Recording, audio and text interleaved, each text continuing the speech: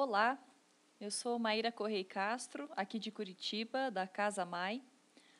E eu quero começar agradecendo a oportunidade de palestrar no Conaroma, esse primeiro congresso de aromaterapia online, super bacana que o Ian está organizando. Então, muito obrigada. Quero agradecer também a você que está assistindo a este congresso e em especial a minha palestra. O tema que eu escolhi para a palestra, adulteração de óleos essenciais, é um tema que eu acredito que ainda é pouco conversado no Brasil. Não que não exista preocupação a respeito da adulteração dos óleos essenciais, mas eu acho que em comparação ao que existe de preocupação nos mercados estrangeiros, a gente talvez ainda esteja ou confiando demais na boa qualidade dos nossos óleos essenciais, ou a gente talvez esteja ingenuamente a par do que pode acontecer dentro desse mercado, né? A minha ideia de estar palestrando sobre esse tema partiu por conta de uma palestra que eu assisti no YouTube, dada pelo Robert Pappas, da Essential Oil University, que é um engenheiro químico especializado em cromatografia. Ele faz testes laboratoriais para várias empresas, principalmente nos Estados Unidos, em especial pela doTERRA. E a doTERRA convidou o Robert Pappas para dar uma palestra em 2004 numa convenção. E foi essa palestra que eu assisti, e algumas informações que ele deu nessa palestra me pareceram muito importantes para poderem ser compartilhadas com todas as pessoas aqui no Brasil, né? Principalmente porque boa parte da informação legal que a gente tem sobre aromaterapia não está em português, ou está em inglês, ou está em alemão, ou está em francês, e então eu achei que esse era um conteúdo que era importante de ser transmitido para nós brasileiros, né? Então, boa parte dessa palestra que eu vou estar dando estará baseada nessa fala que o Robert Pappas fez durante essa convenção, mas, embora seja uma convenção dessa marca estrangeira que se chama doTERRA, eu quero dizer que eu não estou com essa palestra nem abonando, nem desabonando nenhuma marca de óleos essenciais, seja ela brasileira, seja ela estrangeira. O que eu quero dizer é que, embora eu seja uma professora que dá cursos do IBRA, e embora o IBRA seja uma empresa, uma escola filiada à Laszlo Aromaterapia, eu também dou cursos para falar sobre outras marcas, para outras marcas, dou cursos em escolas de perfumaria. Então, na verdade, eu não tenho vínculo empregatício com nenhuma empresa, com nenhuma marca de aromaterapia, seja ela brasileira, seja ela estrangeira. E é importante que isso fique claro, porque a minha palestra não tem nenhuma intenção de acusar uma empresa ou de dizer que tal empresa adultera os óleos essenciais ou que essa outra não adultera. Não cabe a mim dizer isso. Eu acho que é responsabilidade das marcas comprovarem a pureza dos óleos essenciais que elas estão comercializando. E eu, como uma professora que não tenho vínculo empregatício com nenhuma dessas marcas, estou aqui apenas para divulgar uma informação que eu acho importante, no sentido de que essa informação vai melhorar toda a qualidade dos óleos essenciais no mercado brasileiro. Quanto mais pessoas ficarem sabendo que a adulteração de óleos essenciais é uma coisa que existe, inclusive independente da boa vontade e preocupação com qualidade que as empresas venham a ter, a gente vai ter mais chance de ter óleos essenciais de qualidade dentro do nosso mercado. Bem, então vamos começar definindo o que é adulteração.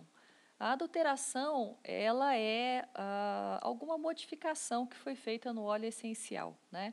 Essa modificação, ela pode ser feita no momento em que esse óleo essencial está sendo retirado da planta, ou seja, no momento da destilação ou na prensagem mecânica, no caso de casca de cítricos. Essa adulteração, ela pode ser feita também depois que a obtenção do óleo essencial já aconteceu, ou seja, o óleo essencial já está colhido e aí é que eu faço a adulteração dele, né? Ou então pode ocorrer uma adulteração espontânea nas qualidades orgânicas, fisioquímicas do óleo essencial, depois que ele está envasado, devido a uma má condição de armazenamento ou até de distribuição, até aquele momento que o óleo essencial chega no consumidor final. Nesse caso, a gente pode chamar de adulteração, mas a gente também poderia estar chamando de contaminação, ou então de deteriorização do óleo essencial. A gente vai tratar mais de perto, nessa palestra, desses dois primeiros, que é a adulteração no momento da obtenção do óleo essencial, principalmente destilação e prensagem mecânica, e a adulteração depois que o óleo essencial já foi obtido da planta, né? E no momento em que ele já está pronto para ser envasado, ou então no momento em que ele será fracionado, para chegar no mercado final. Como eu estava falando, então existem algumas etapas onde a adulteração do óleo essencial pode estar ocorrendo, né? No momento da obtenção, após o momento da obtenção, ou então após o invase e o fracionamento. Nos preocupa muito o fracionamento dos óleos essenciais, principalmente aqui no Brasil, onde a gente importa muitos óleos essenciais, porque esses óleos essenciais, eles vêm, eventualmente, vêm puros para o Brasil em grande quantidade. No momento em que eles chegam aqui nas empresas que vão fracionar, ou seja, porcionar esse óleo essencial em pequenos lotes, né, em frasquinhos de 10 ml, nesse momento pode acontecer muita coisa também, né? E esse óleo essencial que chega fracionado para o cliente, mesmo que você tenha um laudo de que o lote antes de ser fracionado estava puro, no momento do fracionamento as adulterações podem ocorrer. E aí, quando chega no consumidor final, o consumidor final não tem como mais ficar pegando aqueles 10 ml de óleo e ficar mandando para laboratório para fazer teste, né? E aí a gente acaba dependendo basicamente da boa-fé, da reputação daquela marca que fez o fracionamento desse óleo essencial. O que eu quero dizer com isso? Normalmente as empresas, quando elas importam um grande lote de óleo essencial, elas recebem uma análise química da qualidade desse lote e muitas dessas empresas, no momento que recebem, ainda fazem o seu próprio teste laboratorial para verificar, até para confrontar se o laudo que elas receberam é de fato aquilo que elas têm em mãos. A questão é que, uma vez que esse lote está com seu certificado de qualidade, ele vai ser fracionado em frasquinhos de 10 ml, 100 ml, seja lá quanto for. E nesse momento do fracionamento é que pode acontecer algum tipo de adulteração que o consumidor final não tem mais como pegar porque o frasco vai estar fechado. E essa é uma parte muito preocupante porque o consumidor final é o elo fraco dessa cadeia. E a não ser por adulterações muito grosseiras, que a gente vai estar dando uma olhada daqui a pouco, realmente não tem como a gente saber se aquele fracionador agiu de má fé ou não, né? Mas vamos para frente. A pergunta é, por que existe adulteração? Vocês podem imaginar que a razão mais óbvia é para poder ter lucro, né? Aumentar o faturamento vendendo gato por lebre. Então, essas empresas às vezes têm um óleo essencial muito caro, querem vender mais esse óleo essencial caro e acabam adulterando esse óleo essencial, né? E aí vende eventualmente pelo mesmo preço, só que aquele lote acaba rendendo muito mais, né? Ou então eles têm um óleo muito raro e querem vender mais esse óleo raro e fazem uma adulteração para que esse lote original renda bastante, né?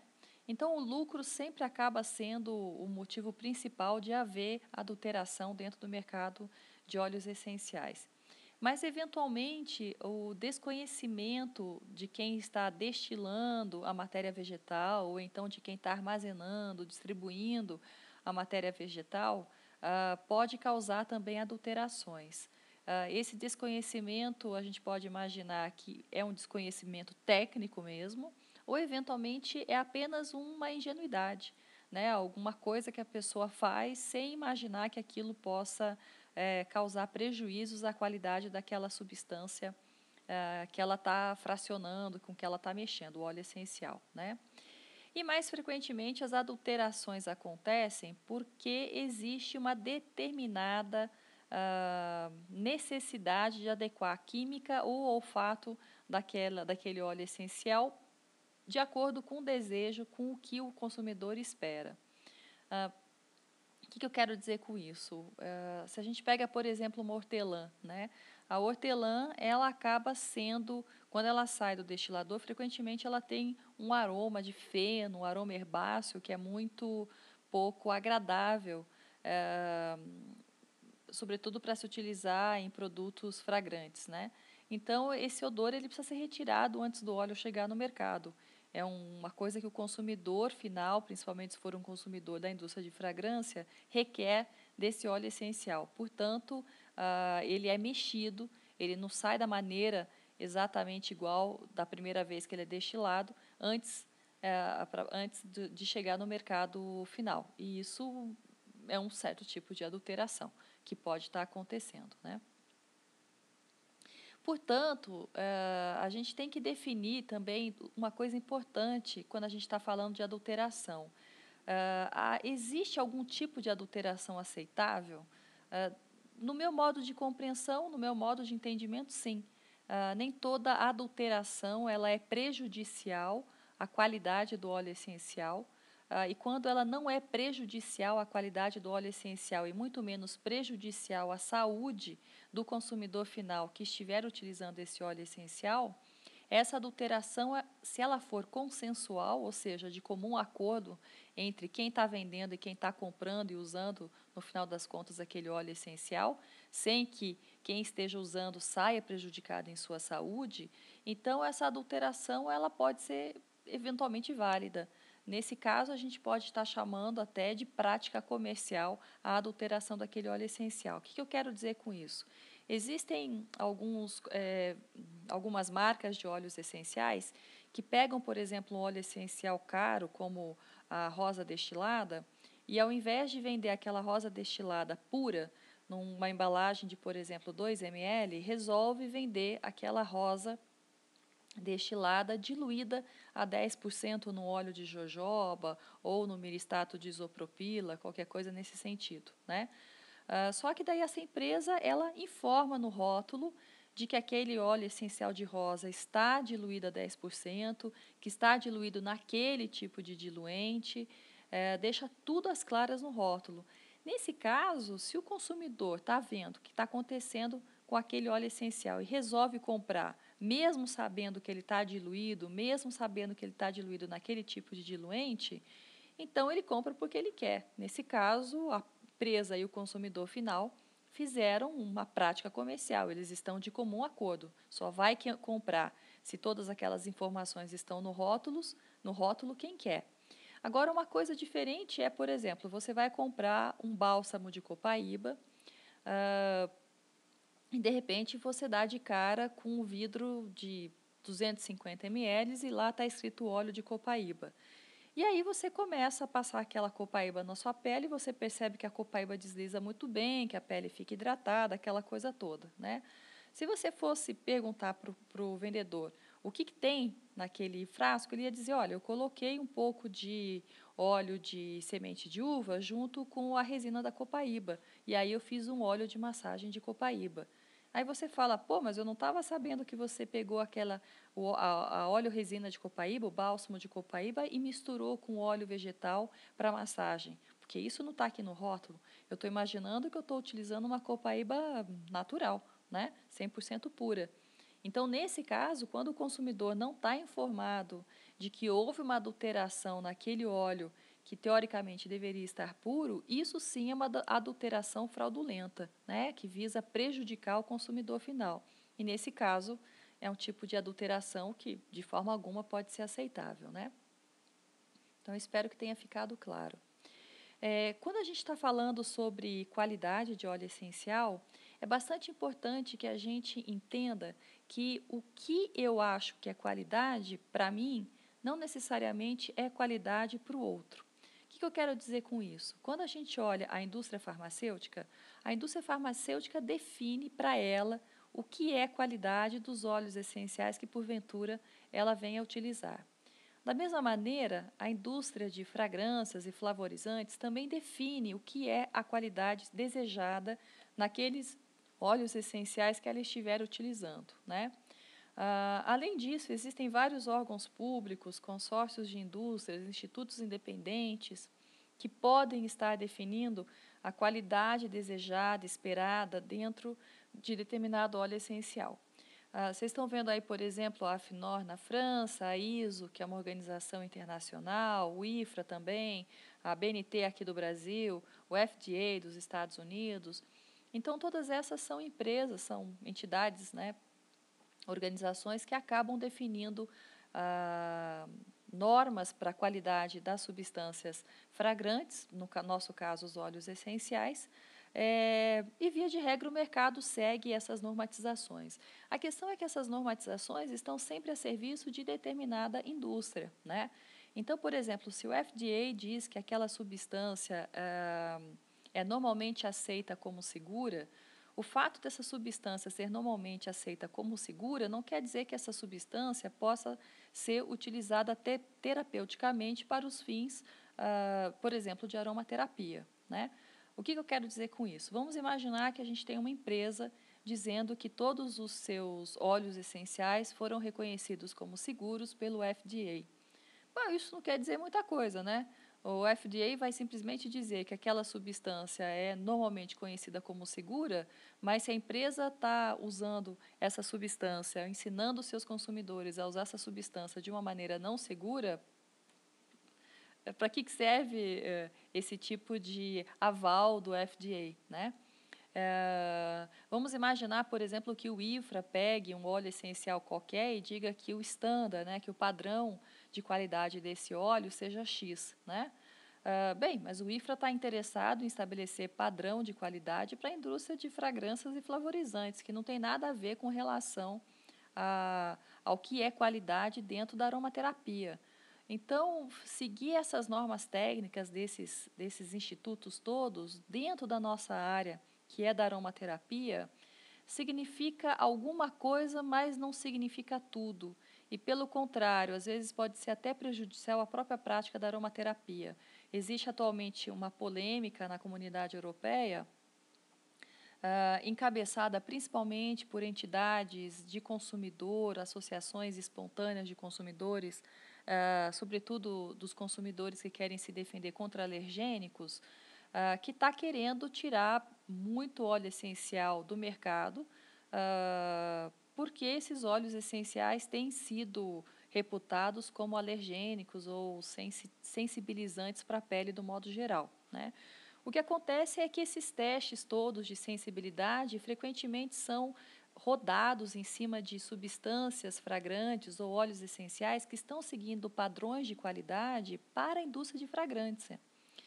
E na indústria de fragrância, a gente sabe que às vezes um óleo essencial precisa ser retificado, redestilado, para ele alcançar uma quantidade daquela molécula odorante que é a principal, que não seria a quantidade se esse óleo essencial fosse destilado normalmente para ser utilizado terapeuticamente dentro da aromaterapia.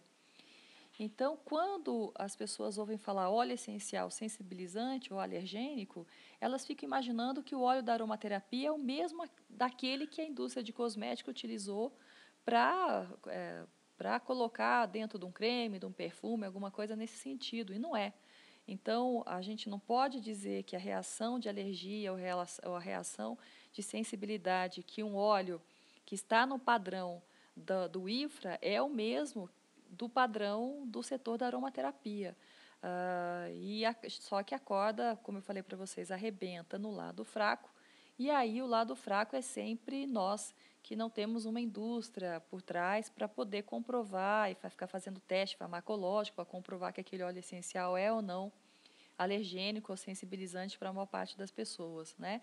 E aí essas associações de consumidores acabam também não conhecendo as especificações do setor de aromaterapia, enxerga o óleo essencial como uma coisa única, sendo que existe o óleo essencial da indústria farmacêutica, o óleo essencial da indústria de fragrâncias e flavorizantes e o óleo essencial que é utilizado dentro da aromaterapia, né? E coloca tudo dentro do mesmo saco e aí os óleos essenciais, que são aqueles utilizados terapeuticamente, acabam sendo culpados por uma coisa que eventualmente eles não têm culpa nenhuma, né? Portanto, quando a gente vai falar a respeito de qualidade, pureza, ou então pureza de um óleo essencial e a sua capacidade terapêutica, a gente sempre tem que estar bastante atento, porque pureza e qualidade são fatores que dependem da adequação das propriedades físicas e químicas do óleo essencial ao uso e ao efeito que esse óleo essencial vai ter por parte do consumidor final, né?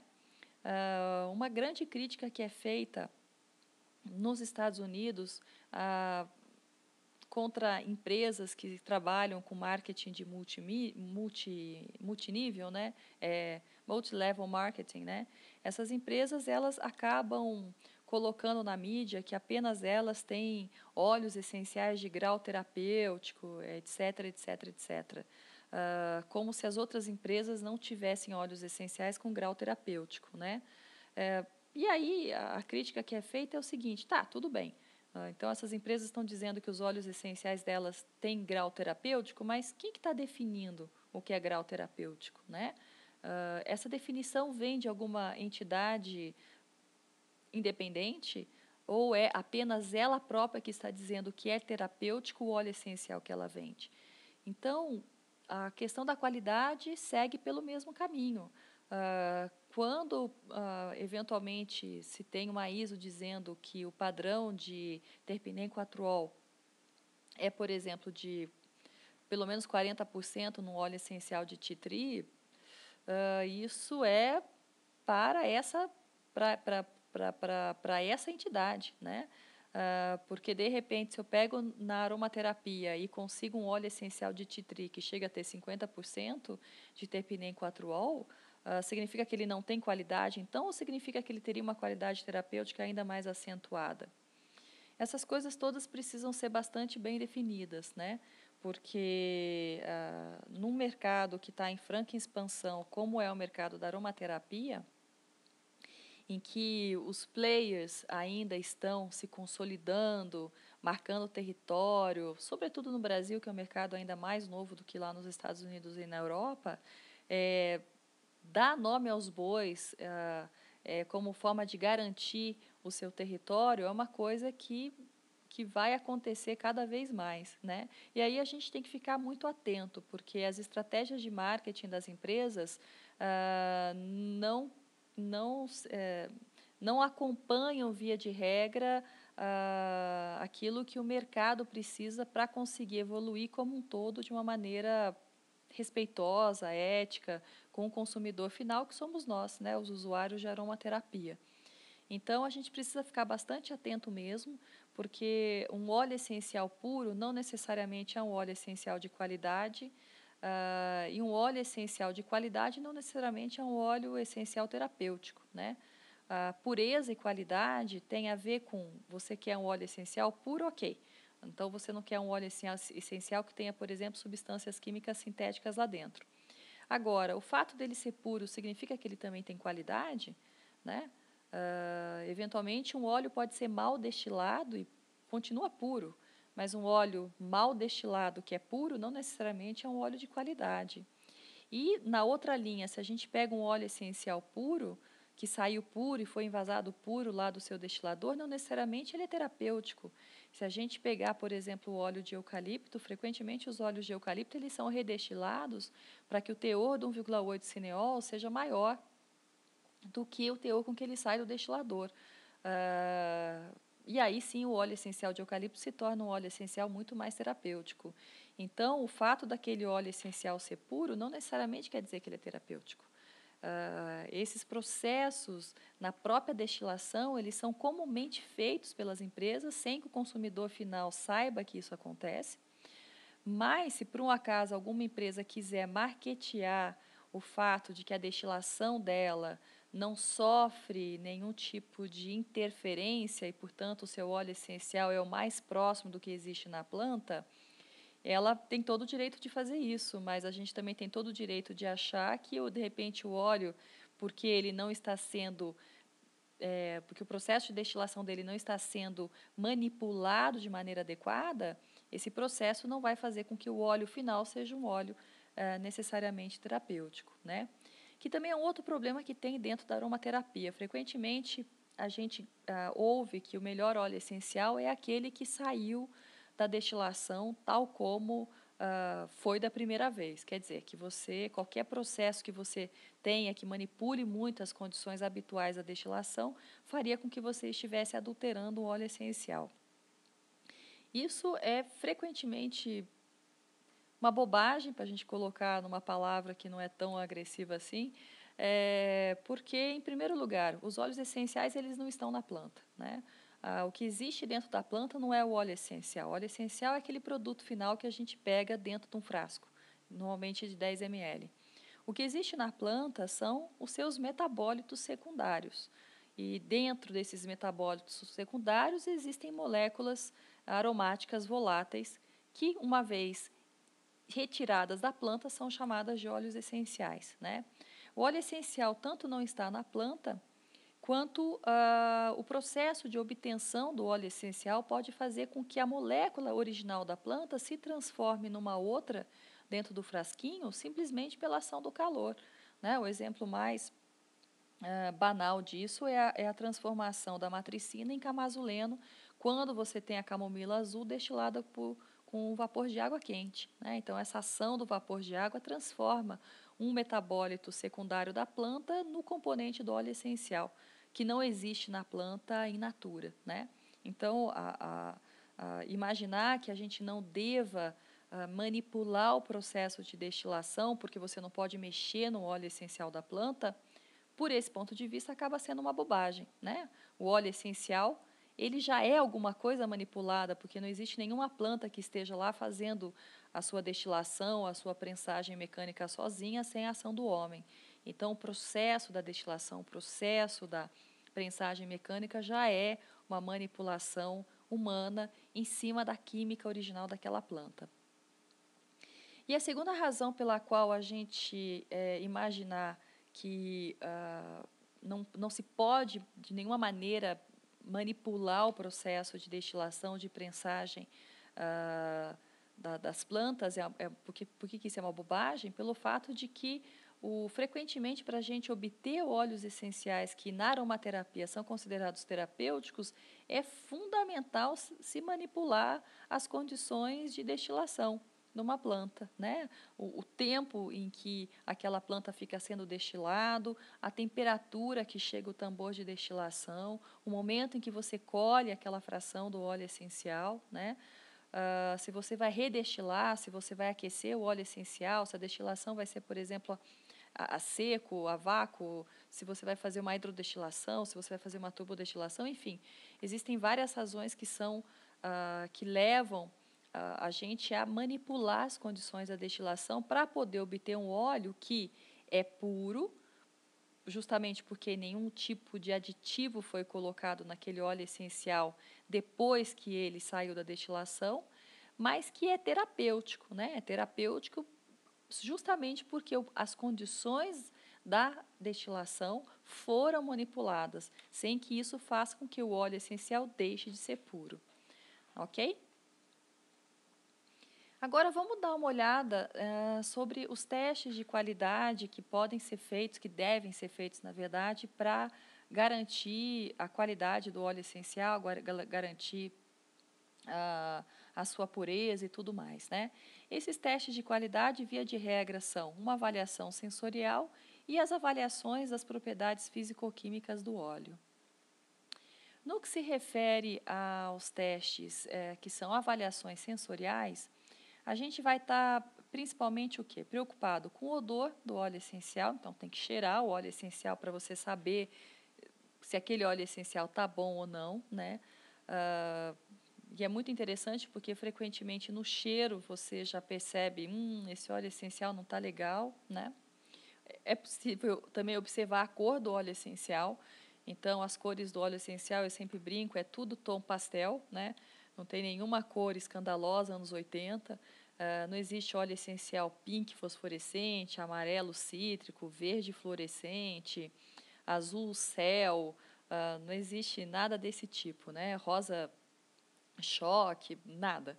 Os óleos essenciais, via de regra, são transparentes ou então levemente amarelos, levemente laranjados, levemente avermelhados, ou então as grandes exceções, que são os óleos pretos, mas na verdade frequentemente são óleos, são resinas, né? Ou então são óleos que foram destilados em tambor de ferro, e os óleos que são azuis, escuros, profundos, como é o caso, por exemplo, do tanaceto e da camomila azul. Mas os óleos, via de regra, têm aquela corzinha média, né? Nada de muito escandaloso. Então, o Robert Papas, esse engenheiro químico que eu comentei com vocês no início, ele até, num curso que ele tem gratuito pela internet sobre química dos óleos essenciais, ele comenta com os alunos de que ele sabe que a prática na aromaterapia é colocar os óleos essenciais sempre envasados em frascos na cor âmbar, justamente para poder preservar o óleo essencial de qualquer tipo de deterioração, mas ele prefere guardar os óleos essenciais todos em frascos transparentes para poder observar a cor, porque a cor é um marcador importante da qualidade do óleo essencial, né? Outro aspecto que se avalia também é a limpidez do óleo essencial, ou seja, se ele está turvo ou se ele não está turvo, se ele está transparente ou não, né? Essa questão da limpidez, até como curiosidade, é algo que a gente faz também quando se avalia sensorialmente o que é chamado de licor do chá. Então, quando você coloca o chá dentro de uma xícara, e por isso que a xícara tem que ser, via de regra, de porcelana branca, você precisa verificar se você enxerga o fundo da xícara ou não, né? Se aquele líquido, se aquele licor, ele tem brilho ou se não tem brilho, se é transparente ou não é transparente. Então, com os óleos essenciais e com vinho também, o café também, a gente vai poder fazer todo esse tipo de avaliação. Aí, finalmente, vai se observar a viscosidade do óleo essencial.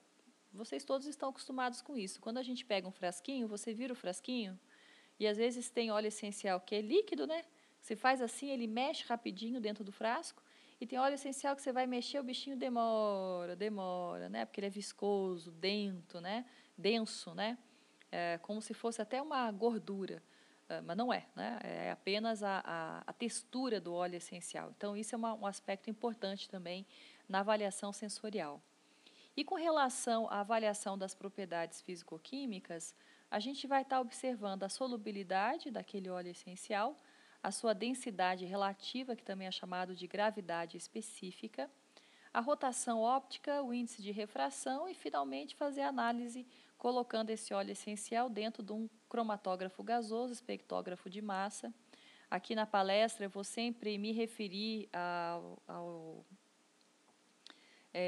cromatógrafo gasoso, espectógrafo de massa, com a sigla em inglês, que é GCMS, tá? Para ficar mais fácil e padronizado, como se utiliza normalmente no mercado da aromaterapia. Esse teste aqui é o teste que se faz depois que o óleo essencial passou em todos os outros, né?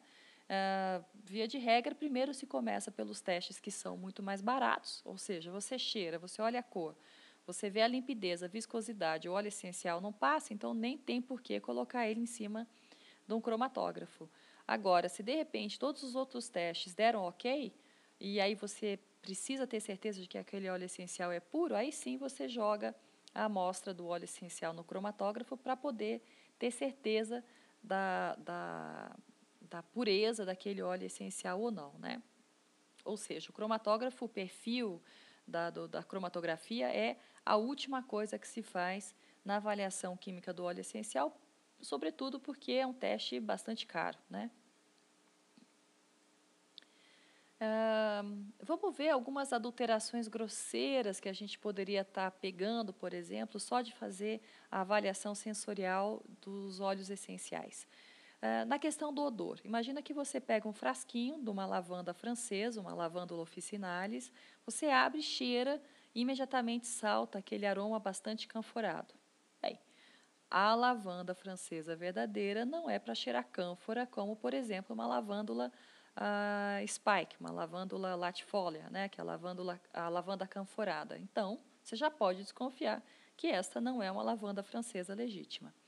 Ou, por exemplo, você pega uma Matricária camomila, que é a camomila alemã, também chamada de camomila azul, abre o frasco, pinga uma gota e está completamente transparente. Bem, a camomila azul, ela é azul, então ela não pode ser transparente. Se for transparente, você já tem uma boa indicação de que aquele óleo essencial está adulterado. Ou então, de repente, você pega um cipreste europeu, vai pingar algumas gotas de óleo essencial e você percebe que o óleo essencial está todo turvo. Isso também é sinal de que alguma coisa não está legal, né?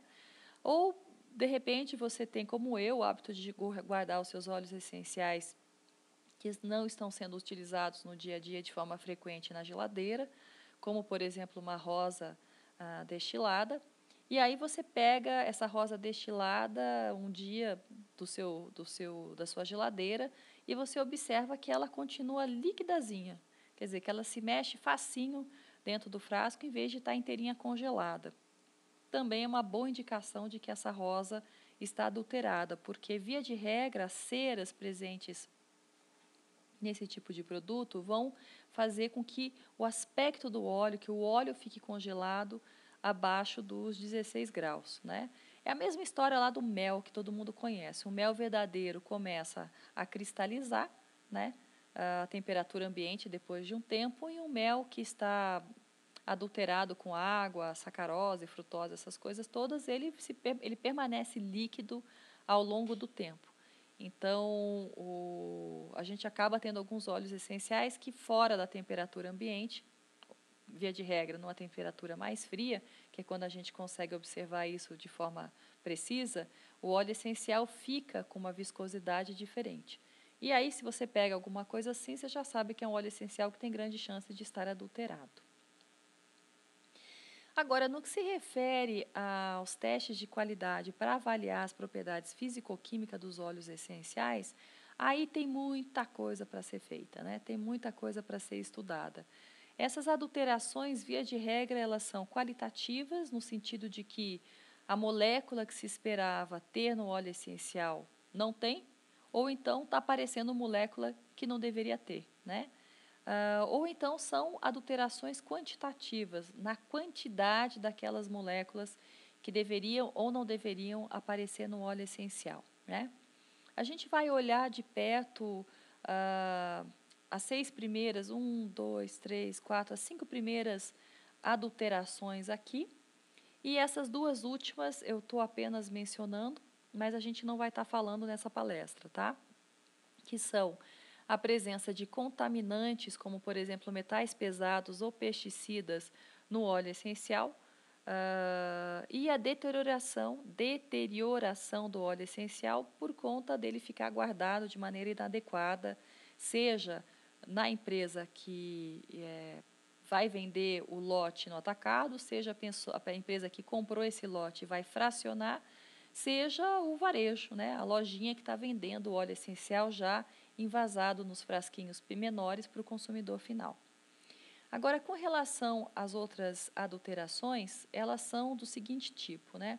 A primeira, quando você tem adulteração de diluentes visíveis ou não visíveis, no momento em que você faz o teste na cromatografia. A adição de óleos essenciais que são quimicamente semelhantes, odorificamente semelhantes ou derivados de óleos essenciais na adulteração de um segundo. A adição de moléculas naturais ou componentes naturais de um óleo essencial em outro, né? Também chamados de isolados naturais. A adição no óleo essencial de moléculas que são chamadas de sintéticas, porém natural idênticas. E a adição de moléculas de essências sintéticas mesmo, em óleos essenciais que deveriam ser pretensamente puros e naturais. Vamos agora dar uma olhada sobre o tipo de adulteração que pode acontecer no momento da destilação ou da prensagem mecânica. Sempre lembrando que esse tipo de adulteração pode ser feito de má fé, de caso pensado, ou eventualmente por um desconhecimento do produtor desse óleo essencial. Então, quando a gente está vendo adulteração no momento da destilação ou da prensagem, uma coisa que pode estar acontecendo é se misturar, né, mais de uma planta no tambor. Vamos imaginar, por exemplo, que o destilador vai fazer a destilação da verbena-limão, Lipia-Citriodora, que é um óleo extremamente caro, e aí, para baratear e, de repente, para poder render mais aquela colheita dele, ele resolve colocar limão em cima da verbena e aí ele faz a destilação, mas ele vende como se fosse apenas óleo essencial de verbena, né? Ou, por exemplo, um produtor de óleo essencial de petit grain, naquela safra, de repente, ele não conseguiu colher muito broto de laranja, e aí ele acaba colocando no tambor de destilação um monte de galhos e folhas de laranja e vende aquele petit grain, sem mencionar que ele colocou, além do broto da laranja, também galhos e folhas. Isso é um tipo de adulteração que pode estar acontecendo. Outro tipo de adulteração que pode estar acontecendo é haver mistura das espécies vegetais no momento da colheita. Quando isso ocorre, frequentemente é por falta de desconhecimento mesmo das espécies, principalmente quando você está fazendo colheita de espécies que crescem de forma selvagem em algum tipo de terreno, né? Ou então de espécies que são muito quimiotipadas também, e aí por falta de conhecimento das pessoas que estão colhendo, se colhe coisa que não deveria estar sendo colhida, né? Alguns exemplos que eu dou para vocês, espécies similares.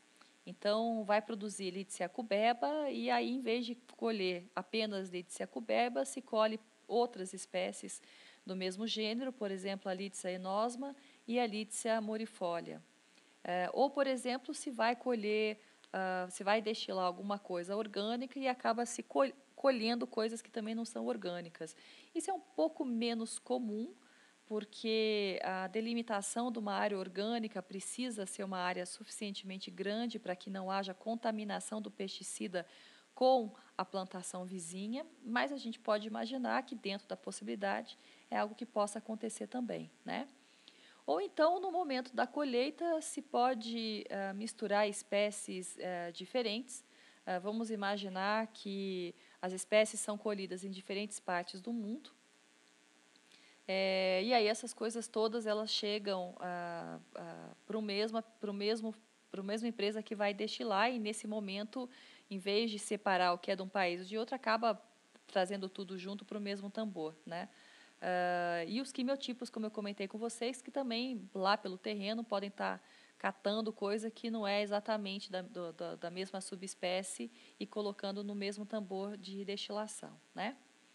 Um outro tipo de adulteração que pode estar acontecendo, eu já mencionei isso com vocês anteriormente, é se fazer alterações no próprio processo da destilação para que se obtenha um óleo essencial que tenha a qualidade desejada pelo mercado consumidor. Então, o processo de redestilação, a destilação fracionada, o aquecimento, são coisas que podem acontecer, né? Eventualmente acontecem para concentração de princípios ativos, como redestilar o eucalipto para poder se concentrar o percentual do eucaliptol, também chamado de 1,8 cineol, ou então você aquecer o óleo essencial de hortelã-pimenta para eliminar moléculas que vão trazer um odor mais herbáceo, mais de feno para esse óleo essencial e não tanto aquele odor de balinha de chiclete de hortelã, que é o odor desejado nesse óleo essencial, né? E também, como eu tinha dito anteriormente, se o destilador conta que está fazendo isso, ok, né? O consumidor final vai comprar se ele quiser, né? Se não, aí sim é uma adulteração de má fé. Só que a gente também tem que entender que existem certas coisas que são prática do mercado, né? Quando você vai numa lanchonete e vai tomar suco de laranja, você não fica perguntando se é laranja lima ou se é laranja pera. Você já sabe que é laranja-pera, né? Se você quer uma laranja-lima, e possivelmente está escrito no cardápio, temos laranja-lima, solicite se quiser. É a mesma coisa com determinados óleos essenciais. Então, se a gente vai comprar um óleo de hortelã, já se sabe que esse óleo de hortelã não vai trazer essa nota herbácea nele, né? Vai se comprar, por exemplo, um ilang-ilang completo, um ylang-ylang extra, se sabe que esse ylang-ylang foi retirado em determinado momento num processo da destilação fracionada. Então, tem certas coisas que elas não são ditas, mas são subentendidas. É claro que para uma melhor prática comercial dentro do setor da aromaterapia, seria ideal que tudo fosse dito, né? Mas ideal são coisas que não acontecem no mundo real. E aí fica desse jeito mesmo, né? E, finalmente, o outro tipo de adulteração que pode estar acontecendo no momento da destilação ou prensagem é a matéria vegetal em si estar sendo adulterada. Por exemplo, se vende um óleo essencial orgânico, que na verdade a planta não era orgânica, ou então no momento em que você vai fazer quer dizer que você você recolheu aquela planta, então você precisa esterilizar essa planta, e aí você joga, por exemplo, raios gama nessa planta.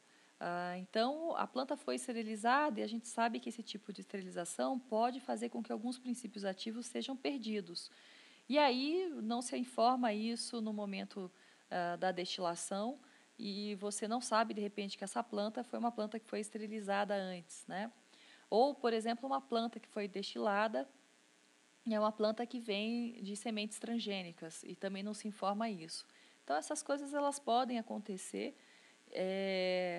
e se acontecem, a gente com certeza não está sabendo, né? Porque se a gente já não sabe de coisas muito mais grosseiras, imagina de coisas muito mais sutis como essa, que é coisa que todo mundo quer esconder, né? A plantação transgênica, a esterilização com raios gama, é que ninguém quer contar que está fazendo esse tipo de coisa mesmo, né? Agora vamos dar uma olhada sobre a adulteração que acontece no momento do invase do óleo essencial, ou então no momento do fracionamento do óleo essencial. Lembrando que eu tinha falado antes que quando a gente vai verificar a qualidade do óleo essencial que sai do lote comprado no atacado e chega e vai ser envasado naqueles frasquinhos pequenininhos, nesse momento é muito difícil a gente saber se houve ou não uma adulteração. Porque essas adulterações que a gente vai estar falando agora, elas são captadas pela análise no cromatógrafo, né? E se o meu fornecedor faz um laudo do lote que ele ainda não fracionou e a adulteração acontece depois que ele fez a análise da qualidade, né? Antes, portanto, do fracionamento, a gente absolutamente não tem como saber que isso ocorreu. A menos que você pegasse aquele frasquinho de 10 ml e levasse esse frasquinho para um laboratório para ele poder passar por uma cromatografia gasosa, né? Mas vamos para frente. Só voltando aqui um pouquinho, então esses testes que eu vou estar utilizando a cromatografia são testes qualitativos e quantitativos, como eu já tinha explicado antes, né? Bem, o primeiro tipo de adulteração que pode estar acontecendo é a adição de diluentes visíveis ou não visíveis no perfil da cromatografia gasosa. Esses diluentes, normalmente, eles não alteram o odor da substância, sobretudo se eles forem colocados numa faixa que vai dos 10 aos 14, 15% no total. E eles são utilizados quando você quer fazer aquela substância que é cara ou que é rara render, né? Então, você dilui ela para ela render e você conseguir vender mais. As substâncias que são voláteis são chamadas de substâncias visíveis, porque justamente um cromatógrafo gasoso, o que ele detecta são as substâncias voláteis. Então, se alguma dessas substâncias que aparecem aqui estiverem presentes dentro do óleo essencial, elas têm grandes chances de serem detectadas pelo cromatógrafo gasoso, tá? Agora, o problema acaba acontecendo quando os óleos essenciais são diluídos com substâncias chamadas não visíveis, que são substâncias não voláteis, portanto, não detectáveis num cromatógrafo gasoso, né? Que é o caso de você misturar óleos vegetais fixos, como jojoba, no óleo essencial, ou então você até mesmo adulterar esse óleo essencial colocando óleo mineral nele, né? E aí, para você poder detectar esse tipo de adulteração, você precisa usar uma coluna e um método de operação do cromatógrafo gasoso diferente. Precisa fazer também alguns testes de solubilidade em álcool, em base aquosa também, para detectar esse tipo de diluente. E observar determinadas informações que saem do laudo do cromatógrafo, como, por exemplo, o chamado TIC, Total Ion Current, que significa a corrente total de íons detectadas por aquele equipamento, né? Eu tenho um exemplo aqui para passar para vocês da palestra que o Papas deu. Ele trouxe, por exemplo, o laudo de um óleo essencial de sândalo puro e trouxe o laudo de um óleo essencial de sândalo adulterado, né? E aí, o que ele comenta é o seguinte, que quando você bate o olho nessas duas cromatografias, aparentemente está tudo certo, ambos são óleos essenciais puros, né? Exceto por uma pequena informação, que é justamente essa informação do TIC, né? No óleo essencial de sândalo puro, esse número é na casa dos 21 milhões, e no óleo essencial adulterado, esse número é na casa dos 11 milhões. O que ele quer dizer com esses números? Quer dizer que do total de amostra que foi injetada no cromatógrafo, parte não evaporou, parte não chegou lá na ponta final da coluna, não percorreu aqueles 100 metros de coluna. Justamente porque é uma matéria que não era volátil, né? Então, a massa total do que foi analisada acaba ficando inferior ao total esperado. E quando você observa esse tipo de informação, você tem uma dica, né, de que uma substância não volátil foi incluída naquele óleo essencial com a finalidade de diluí-lo. Ok? Agora vamos dar uma olhada em outro tipo de adulteração, que é quando você mistura óleos essenciais de espécies semelhantes ou derivados a um óleo essencial para que ele pareça ser verdadeiro, né? Quimicamente, olfativamente, esses óleos essenciais que são adicionados, eles são muito parecidos com a substância que se pretende pura lá no final. Existem aqui alguns exemplos que eu trouxe para vocês. Por exemplo, você adicionar óleo essencial de limão ou então óleo essencial de rol retificado no óleo essencial de bergamota, para que a bergamota pareça verdadeira, né? Então, você faz a bergamota, que é um óleo essencial relativamente caro, render se você acrescenta nele óleo essencial de limão, né? Mesma coisa do óleo essencial de laranja amarga, que acaba sendo um óleo essencial mais caro do que o óleo essencial de laranja doce. Então, se acrescenta o óleo essencial de laranja doce no óleo essencial de laranja amarga, justamente para fazer render o óleo essencial de laranja amarga. Isso pode acontecer também misturando o cedro Virgínia com o cedro chinês. Um exemplo muito comum que é você colocar o óleo essencial da folha da canela do Ceilão dentro de um pouquinho da canela do Ceilão casca.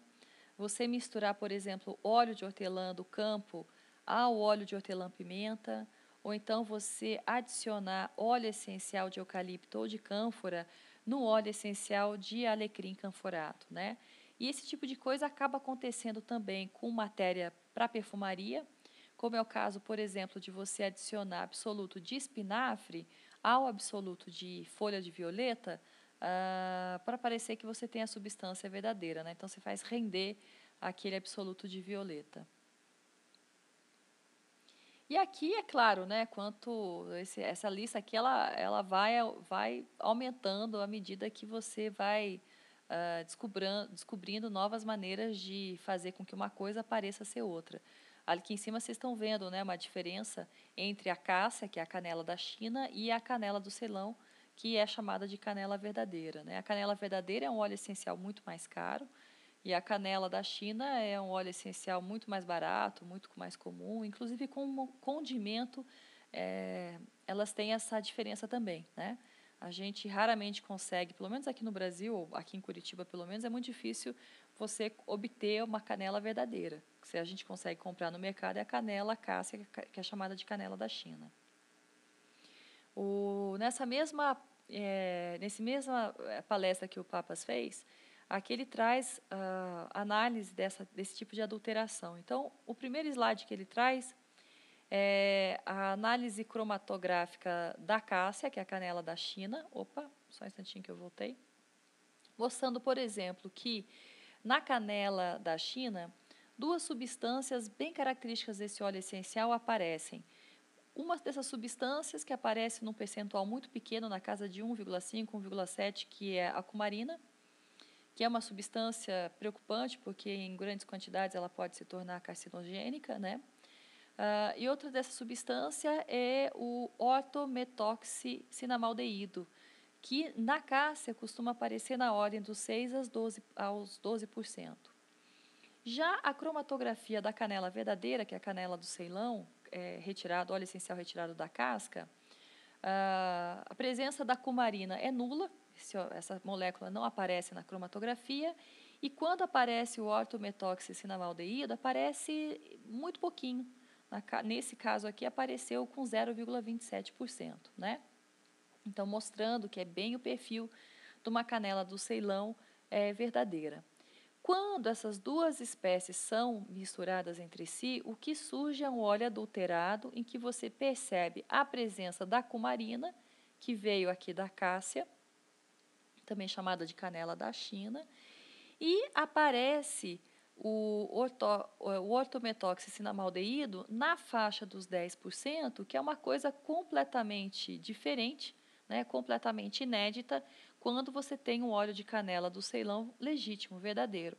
Então, esse teor de ortomethoxycinnamaldeído veio da canela da China, né? Então, aqui mostrando então o óleo adulterado de canela do Ceilão. Outro tipo de adulteração que pode acontecer é de se colocar isolados naturais ou componentes naturais no óleo essencial final, né? Normalmente, por que se faz isso? Ou porque se quer converter um óleo essencial num outro quimiotipo, ou então em um outro óleo essencial mesmo, ou então porque se quer melhorar o perfil ou o odor daquele óleo essencial, né? É o caso, por exemplo, de se acrescentar a molécula 1,8 cineol, que foi isolada do óleo essencial de eucalipto, no óleo essencial de alecrim, para que ele se torne, por exemplo, um alecrim quimiotipado cineol, né? Ou você, por exemplo, adicionar na lavanda e na bergamota o óleo essencial de rol retificado, que é alto em L-linalol, que é um isômero presente em grande quantidade na lavanda e na bergamota. Também se pode colocar alfa-pineno, que foi extraído da terebentina, no óleo essencial de olíbano. Pode-se acrescentar linalol natural para se converter, por exemplo, um manjericão exótico, que é muito rico em estragol, num manjericão chamado manjericão lavanda, manjericão linalol. Se pode acrescentar, por exemplo, alfa-terpineol e outros componentes naturais do eucalipto glóbulos, para que ele pareça ser um eucalipto radiata, né? Mas na verdade não é, né? Então esses são tipos de adulterações que podem ser feitas. O Robert Papas trouxe o exemplo da adição de alfa-pineno no óleo essencial de olíbano. Então, o que acontece aqui? Se você pega um óleo essencial puro de olíbano, o teor esperado de alfa-pineno fica na casa dos 40% a 50%. Só que se você vai pegar um óleo de olíbano adulterado, esse teor de alfa-pineno vai para 80%. Então, são coisas que podem ser detectadas numa boa análise de cromatografia gasosa, né? Agora, um outro tipo de adulteração, que acaba sendo um pouquinho mais difícil da gente estar identificando, é quando se acrescenta o que a gente chama de sintéticos natural idênticos ao óleo essencial, né? Os sintéticos natural idênticos, eles podem ser derivados da indústria petroquímica ou então eles podem ser derivados de precursores naturais, mas no final das contas eles têm a mesma estrutura molecular do componente se ele fosse obtido de fonte exclusivamente natural ou isolado de uma substância natural, né? Aqui tem vários exemplos. O que eu trouxe para ilustrar com foto para vocês é a adição do citral no óleo essencial de capim-limão. Então, o citral ele é formado de dois isômeros, o neral e o geranial, né, como está mostrado aqui para vocês. E aí vamos dar uma olhada no que o Robert Papas trouxe naquela palestra que ele fez, né? O que ele trouxe para nós foi a exemplificação da adição de isômeros natural idênticos da lavanda, ou seja, do linalol, dentro do óleo essencial de coentro semente, tá? Então, o que acontece é o seguinte, quando esses isômeros eles são sintetizados em laboratório a partir de precursores petroquímicos. Via de regra, o que se obtém em laboratório são misturas racêmicas. O que significa isso? São misturas em que os percentuais dos isômeros que naturalmente ocorrem daquela substância estão equilibrados, né? Ou seja, uma mistura racêmica é quando eu teria, por exemplo, no caso do linalol, a mesma quantidade do linalol levógero com a mesma quantidade do linalol destrógero. O problema é que na natureza, esse tipo de mistura racêmica não ocorre. A natureza frequentemente prefere a síntese de um dos isômeros em comparação ao outro isômero. No caso, por exemplo, do linalol levógero, ele ocorre naturalmente em maior quantidade na lavanda, na rosa, no néroli, no louro, no manjericão lavanda, do que o linalol destrógero, que já é a forma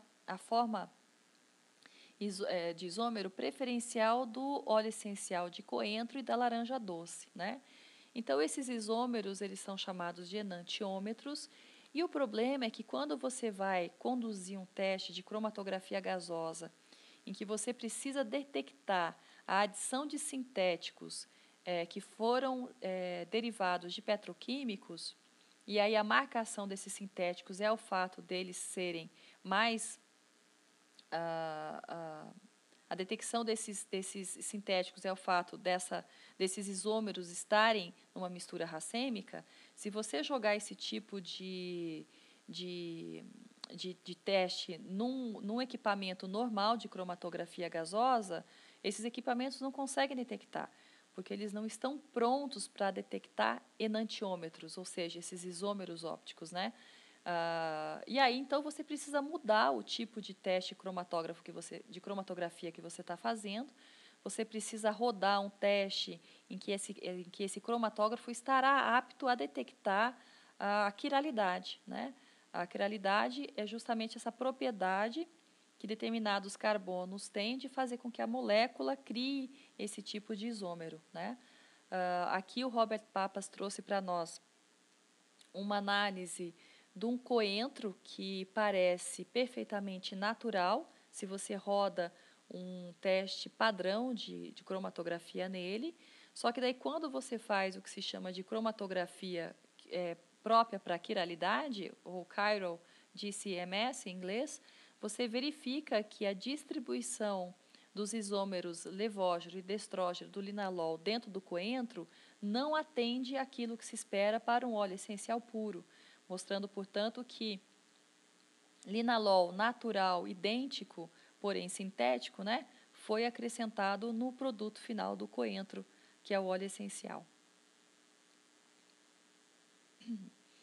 Um caso um pouco mais cabeludo com relação à adição dessas moléculas sintéticas natural idênticas derivados de petroquímicos acontece quando essas moléculas não produzem enantiômeros, que é o caso, por exemplo, do timol, que é a substância carro-chefe do tomilho, né? Então, o timol está entre uma das poucas moléculas que não tem isômeros.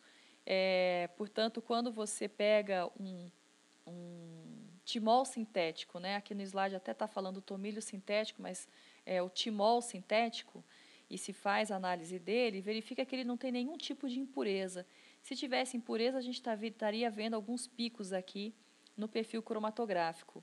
Então, o timol sintético, ele é dito ter 99,99% de pureza. Portanto, quando esse timol sintético é acrescentado num óleo de tomilho, você absolutamente, com um teste de cromatografia, você absolutamente não tem como saber que esse óleo essencial foi adulterado com uma substância natural idêntica, né?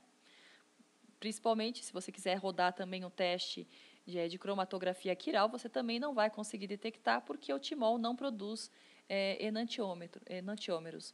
E aí, como é que você faz, né? Como é que você vai chegar à conclusão de que aquele óleo essencial de tomilho foi adulterado por um timol sintético natural idêntico? Neste caso, o que o Papas falou para nós é que você precisa pegar essa amostra e levar para uma outra universidade, no caso dos Estados Unidos, lá quem faz para ele é a Universidade da Geórgia, para que se passe em cima desse tomilho o teste de carbono 14. Porque se aquele timol veio de uma planta que estava viva até pouco tempo, então essa planta vai apresentar carbono 14, né? Agora, se aquele timol veio de uma fonte petroquímica, então ele não então a datação do carbono 14 vai indicar que a substância veio de algo que está morto já há muito tempo, né? E aí você vai saber que aquele timol é um timol sintético derivado da indústria petroquímica. Então, veja que isso é uma informação que, quando eu vi na palestra do Papas, eu absolutamente desconhecia. Nunca ninguém tinha falado disso para mim, então realmente foi uma novidade bastante surpreendente, né? E eu jamais imaginei que se deveria fazer teste de carbono 14 para saber se o óleo essencial que a gente está utilizando é puro ou se enfiar um sintético natural idêntico da indústria petroquímica lá dentro. Então, eu espero que essa informação também seja surpreendente para vocês. Aqui é uma outra forma de você adulterar o óleo essencial, só que essa forma é um pouco também difícil de ser identificada em testes de laboratório, que é quando você coloca essas moléculas que são sintéticas natural idênticas, mas ao invés de elas terem sido sintetizadas de precursores petroquímicos, elas foram sintetizadas de precursores naturais. Então, esse tipo de substância sintética até pode ser detectada em análises cromatográficas, mas desde que o especialista lá naquele teste esteja sabendo o que procurar. E mais, se ele estiver a biblioteca com esse tipo de informação lá no computador, né, para saber que a hora que sair um pico, aquele pico é aquilo. Se ele não tiver a referência daquele pico naquela biblioteca, ele absolutamente não vai saber o que fazer com aquela informação que sai do equipamento. O exemplo que o Papas trouxe para nós é da adulteração da hortelã verde, a menta viridis, menta spicata, com a L-carvona sintética, porém uma L-carvona que foi sintetizada a partir do limoneno. Então, ele mostra para nós que, num óleo essencial adulterado de hortelã verde, existe um pequeno pico, que é um pico que está mais ou menos por aqui, que é o pico de uma substância que, aparentemente, num teste laboratorial, o especialista deixaria passar. Mas quando você sabe que a L-carvona sintética pode deixar um traço de uma molécula nitrogenada, você sabe identificar essa molécula nessa análise cromatográfica. E aí, sabendo que você tem isso, você consegue identificar essa molécula no laudo cromatográfico e aí você vai ter chance de dizer que essa hortelã verde foi adulterada com esse tipo de L-carvona que é sintetizada a partir do limoneno, né? Então, veja que é muito interessante, né? Ok? Outro tipo de adulteração já é você colocar essências sintéticas em produtos naturais. Isso é uma coisa bastante comum no mundo da perfumaria e possivelmente é o que faz a diferença entre perfumes bons e perfumes ruins. É o fato de que em perfumes bons talvez você não tenha tanta essência sintética misturado naquela matéria-prima. Alguns exemplos que eu trouxe aqui para vocês é o absoluto da flor de tília, que contém hidroxicitronelal, o absoluto de gardênia, que contém esse acetato de estiralil, imagino que seja isso em português, porque eu coloquei os nomes dos compostos em inglês. Ou então alguns outros absolutos florais que são adulterados com a base de chifre, que é um tipo de reação química que ocorre entre um aldeído e um composto que tem uma base amino, para poder obter odorantes fixativos. Então, são coisas que podem ser acrescentadas no absoluto de rosa, de jasmim, osmantos, tuberosa e por aí vai, né? Só que como mais frequentemente a gente tem visto o uso dos absolutos dentro da aromatização de ambientes, do fabrico de perfumes pessoais botânicos, então a gente começa a ficar um pouco preocupado também com esse tipo de essência sintética. Esses absolutos não são coisas que se utiliza na aromaterapia terapêutica, né, na aromaterapia com finalidade terapêutica, mas na aromaterapia que se presta ao artesanato do aroma, esse tipo de absoluto pode existir. E aí sim a gente começa a ficar preocupado também com a adição dessas essências sintéticas nesses produtos que teoricamente deveriam ser naturais. Então, para finalizar a palestra, o que eu queria falar para vocês é o seguinte: quando a gente fala sobre qualidade de um óleo essencial, existem duas partes que devem ter responsabilidades distintas, porém complementares. Primeiro, a responsabilidade de quem está fracionando o óleo essencial, né? Ou seja, aquele óleo essencial chega num grande lote aqui no Brasil e aí essa empresa pega esse grande lote e fraciona em frasquinhos de 10 ml ou 100 ml que vão chegar para o consumidor final. Então, essa empresa ela deveria estar preocupada com algumas coisas. Eu acho que a primeira preocupação dessa empresa ela jamais deveria confiar no teste de qualidade do fornecedor do lote.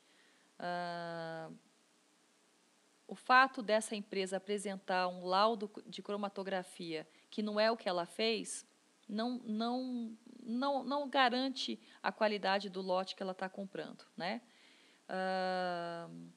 Então, ela também não deveria confiar, mesmo que ela realize testes de qualidade de cada lote que ela está fracionando, ela não deveria confiar que esses testes são definitivos para a pureza de um lote, porque a gente sabe que existem vários tipos de adulteração que não são detectáveis por aparelhos normais de cromatografia ou então que não são detectáveis porque não se existe gente capacitada para enxergar esse tipo de adulteração. E quando a gente pensa na qualidade dos laboratórios que existem dentro do Brasil, que são acessíveis a empresas de fora do grande mercado, do big money, do big business da indústria de fragrâncias, a gente pode imaginar que a gente fica com a pior parte desses laboratórios. Pelo menos a gente pode imaginar que a gente fica com os que são bem menos equipados, ou então que têm menos incentivo para se manterem com a tecnologia de ponta, né? Frequentemente são laboratórios de universidades que não recebem subsídio suficiente do governo para poder se manter atualizado, né? Então, esses testes eles podem não ser definitivos para a pureza de um lote, né? Outra coisa que a empresa poderia fazer é sempre confrontar os testes de qualidade em laboratórios diferentes, de maneira que ela sempre possa verificar se aquele laboratório que está atendendo ela ainda se mantém válido, né? Outra coisa, ela tem que manter o lote que está sendo testado em condições ideais de armazenamento, porque não adianta nada ela garantir um óleo puro, e aí, enquanto ele está sendo testado, e aí aquele óleo ficou lá armazenado no calor, em contato com substâncias que podem contaminar, e aí quando ele for envasado, ele já não é mais aquele óleo que foi para o teste porque ele se deteriorou, né? Outra coisa que a empresa que fraciona poderia fazer também é fornecer para o consumidor final, que somos nós, dados rastreáveis do lote que foi fracionado, para cada parâmetro de qualidade. Então, quer dizer, eu chegar no site do meu fornecedor de óleo essencial, digitar o lote e lá eu vou conseguir a qualidade sensorial daquele óleo essencial, vou conseguir o índice de refração, vou conseguir a densidade relativa, a rotação óptica e vou conseguir também o laudo cromatográfico, né? E a outra coisa que eu penso que essas empresas deveriam fazer é constantemente estar pressionando os órgãos públicos, o governo, para que exista uma regulamentação com relação à qualidade dos óleos essenciais utilizados na aromaterapia, de maneira que toda a cadeia produtiva possa se apoiar em políticas públicas, inclusive de fomento a essa cadeia produtiva, de subsídios a desenvolvimento da cadeia produtiva, para que o produto final que chega no consumidor final seja um produto de qualidade, né? E do ponto de vista nosso, que somos os consumidores finais, a gente deveria também, através do nosso poder de consumo, pressionar a indústria, os fornecedores de óleo essencial, para que o padrão de qualidade se eleve como um todo. E como é que a gente pode fazer isso? Acho que, em primeiro lugar, comprando frascos que o lote pode ser rastreado, né? Olhar a rotulagem do frasco, ver se está tudo dentro da regulamentação, se as informações principais estão lá dentro, e se não estiverem, dizer, esse aqui eu não compro porque eu não consigo ter nem o mínimo de garantia da pureza desse óleo essencial, né? Outra coisa, não sair comprando óleo essencial barato, né? Ou então comprando óleo essencial barato, achando que está fazendo um grande negócio. Saber quanto um óleo essencial custa é fundamental, porque se a gente também, como consumidor, começa a pressionar as empresas para que seja barato, seja barato, seja barato, a tentação de adulterar um óleo essencial para atender rapidamente esse consumidor, que é um consumidor desinformado, acaba aparecendo, né? É a mesma coisa do mercado de orgânicos. Então, se o consumidor de orgânicos entende que o produto orgânico é um produto que, por enquanto, ainda é mais caro, mas que é um produto que vale pelo preço, isso vai fazer com que mais pessoas queiram comprar orgânico. À medida que mais pessoas queiram comprar orgânico, o custo final do produto orgânico cai, né? Então, o produto orgânico acaba se tornando mais barato. E a mesma coisa com o óleo essencial. Quanto mais o consumidor comprar o óleo essencial de qualidade, que é um óleo essencial legítimo, puro, mais o óleo essencial de qualidade vai ter saída. E isso vai fazer com que ele se barateie, porque o volume de venda vai aumentar. E aí as pessoas que vendem óleos essenciais baratos, que não são de qualidade, vão deixar de vender e vão pensar em começar, então, a vender óleos essenciais que têm qualidade, né? Outra coisa que a gente poderia estar fazendo também é pressionando as empresas fracionadoras para que elas realizem testes de qualidade para cada lote que foi fracionado e não apenas uma vez na vida. Então, tem muita empresa que, de repente, acha que bastou fazer o teste com um lote que vem do fornecedor, que todos os demais que estão vindo são da mesma qualidade, né? A gente sabe que, às vezes, a empresa não faz isso por uma fé, mas faz absolutamente pela falta de verba para investir em teste de cromatografia para cada lote que chega, porque no Brasil os testes são muito caros, mas seria fundamental que nós, enquanto consumidores, estivéssemos exigindo lotes para cada fracionamento de óleo essencial, né, que for existir. Outra coisa que a gente deve fazer é cheirar, ver se a cor está legal, testar o óleo essencial na água, no álcool, no azeite, para verificar como é que aquele óleo essencial que está no frasquinho dissolve ou não dissolve. Então, tudo isso para a gente garantir de que aquele óleo essencial fracionado que a gente está comprando não contém nenhum tipo de adulteração muito grosseira, né? A gente também deveria estar comunicando qualquer irregularidade ao fornecedor, em vez de simplesmente adotar aquela postura, daquela marca eu nunca mais compro. Não, isso é uma grande bobagem, né? Porque às vezes as marcas erram não por uma questão voluntária. Às vezes elas erram porque os erros acontecem numa cadeia de produção, né? Então, a gente tem a obrigação de alertar essa empresa para um erro que ocorreu, mesmo porque, nesse momento, a empresa tem uma grande oportunidade de reconquistar a nossa confiança, a partir do momento em que ela se posiciona a favor do reparo daquela adulteração que foi identificada. E também, se ela não se posicionar, aí sim você fala, dessa marca eu nunca mais compro. Mas aí é um problema dessa empresa e não da gente, né?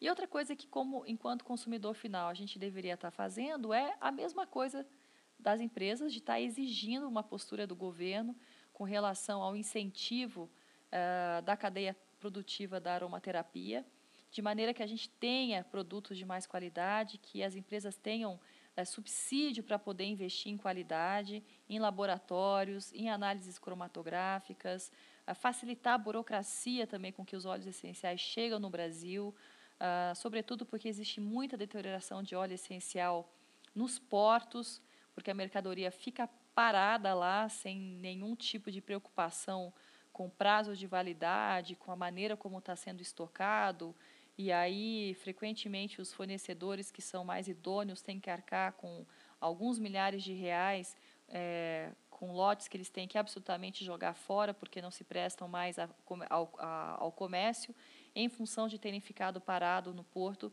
por conta da burocracia do Brasil, né? Então, nós temos que ter essa postura de exigir do governo também uma melhora, subsídio, né, de todas as maneiras, subsídio legal em termos de regra, regulamentação, agilidade no processo, verba, custeio, financiamento, enfim, para que toda a cadeia produtiva dos óleos essenciais melhore de qualidade, tá bom? Então, o que eu quero dizer com isso? Que a qualidade do óleo essencial, ela depende fundamentalmente da gente, né? Não dá para esperar que as empresas se tornem boazinhas do dia para o outro e queiram apenas vender óleos essenciais magníficos. Claro, existem sempre empresas que são magníficas e a gente tem algumas dessas empresas, felizmente, no Brasil, que se preocupam com a qualidade do óleo essencial, mas quem define a qualidade do mercado é o consumidor. Se o consumidor exigir qualidade, o mercado dá qualidade. Se o consumidor comprar qualquer porcaria, o mercado vai entregar qualquer porcaria. Então, a qualidade do óleo essencial, e sobretudo do óleo essencial que a gente está consumindo aqui no Brasil, depende única e exclusivamente da gente. E é por isso que eu acredito estar fazendo a minha parte em trazer essa informação de adulteração de óleos essenciais dentro de um congresso que é gratuito. Ou seja, eu penso que eu estou fazendo a minha parte para melhorar a qualidade do setor de aromaterapia no Brasil, trazendo gratuitamente essa informação a todos vocês, né, para que possam espalhar cada vez mais e a gente ter segurança a respeito dos óleos essenciais que a gente está utilizando no tratamento da nossa saúde e para o nosso bem-estar. Tá bom? Então é isso, gente. Olha, muito agradecida pela participação de vocês. Tá aqui o site meu, www.casamai.com.br. Então, fiquem à vontade para comentar essa palestra, para me escrever, para a gente continuar trocando ideias. E, novamente, muito agradecida pela oportunidade de participar do Conaroma, tá bom? Um beijo para vocês. Tchau, tchau.